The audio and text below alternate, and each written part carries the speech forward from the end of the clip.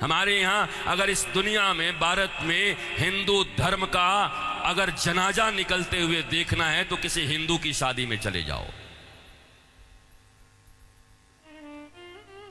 शास्त्र कहता है सूर्यास्त के बाद वेद के मंत्र पढ़े नहीं जा सकते। तुम राक्षसों की तरह अर्धरात्रि में विवाह कर रहे हो।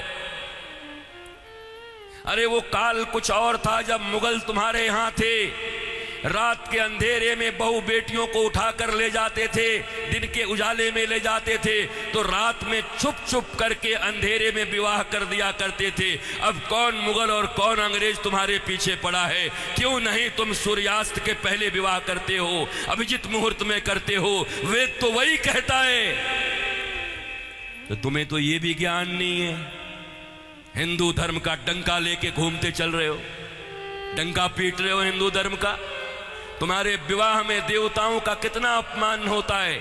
अरे विवाह में दो प्रकार के कार्ड बनाओ। विवाह एक संस्कार है, विवाह एक यज्ञ है। अरे भैया, खाने पीने खिलाने वाले के लिए एक दिन रिसेप्शन जो करते हो कर दिया करना, पर विवाह में बड़े लिमिटेड लोगों को बुलाया करो।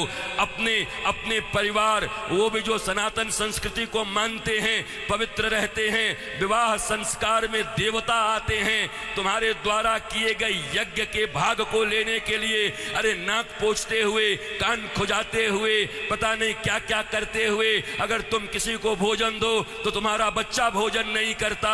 ऐसे ऐसे आंख करके बच्चे को दो। शी मम्मी कितनी गंदी हो तुम। और देवता आते हैं तुम्हारे बेटे और बेटियों के विवाह में। वो एक यज्ञ होता है। कोई शराब पी के खड़ा होता है, कोई गांजा पी के खड़ा होता है, कोई गुटके खाए रहता है, चमड़े के बेल्ट पहने रहते हैं, जूते पहने रहते हैं। 3 घंटे तक दूल्हा उपवास नहीं रह सकता। कोई फूफा बन के पेप्सी ढकेल देता है, कोई जीजा बन के कोक ढकेल देता है। अरे आज 3 घंटे जो अपने सिया को, अपनी जानकी को पाने के लिए उपवास तक नहीं कर सकता, वो क्या पालेगा अपनी पत्नी को, धर्म पत्नी को?